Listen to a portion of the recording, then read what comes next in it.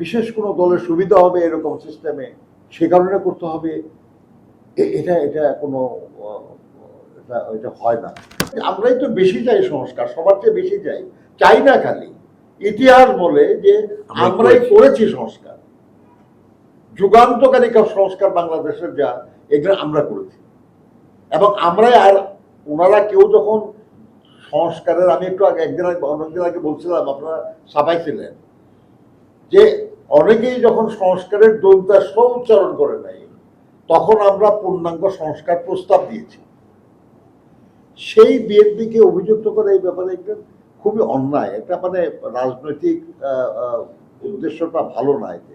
কিন্তু আমরা তো রাজনীতি করি, আমরা সমালোচনার মুখোমুখি হতে রাজি আছি, কিন্তু রাষ্ট্র এবং এই যে লাখো শহীদ মুক্তিযুদ্ধের এবং হাজারো শহীদ বিভিন্ন আন্দোলনে, বিশেষ করে 24-এর গণঅভ্যুত্থানে, তাদের আকাঙ্ক্ষার সঙ্গে সঙ্গতিপূর্ণ হতে হবে রাজনৈতিক দলের কার্যক্রম।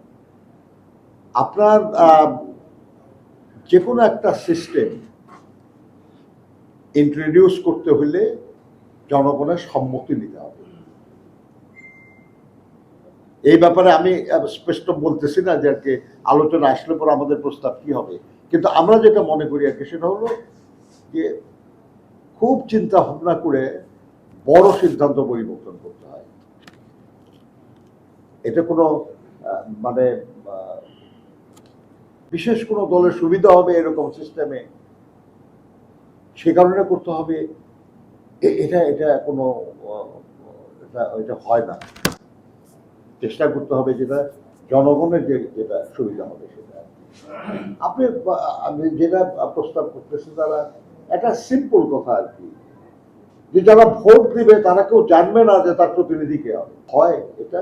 কিন্তু তারপরেও বিষয় যখন আসবে আমরা আলোচনা করবো, আমাদের আলোচনা করতে কোনো বাধা নাই এবং আমাদের প্রতিনিধিরা সারাদিন ধরে আলোচনায় থাকতেছেন, তারা একা বলতেছেন আর আরো 20 জন 30 জন অন্যরা বক্তব্য রাখতেছেন, শুনতেছেন তারা আর কি।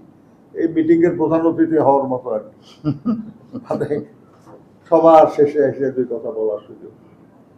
যাই হোক, আমি বলি যেটা সেটা হলো যে সংস্কার করে যারা আমাদের এত মানুষ খুন করেছে, গুম করেছে, এত টাকা লুটপাট করেছে, তাদের বিচার হওয়া, এই সবই আমরা চাই।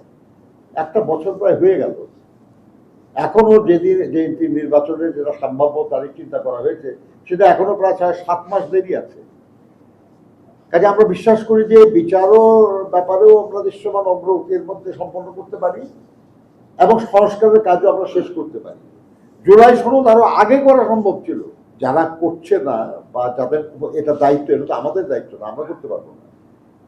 যাদের দায়িত্ব তারা যদি কোনো কারণে বিলম্ব করে, এই দায় বিএনপি নেবে না।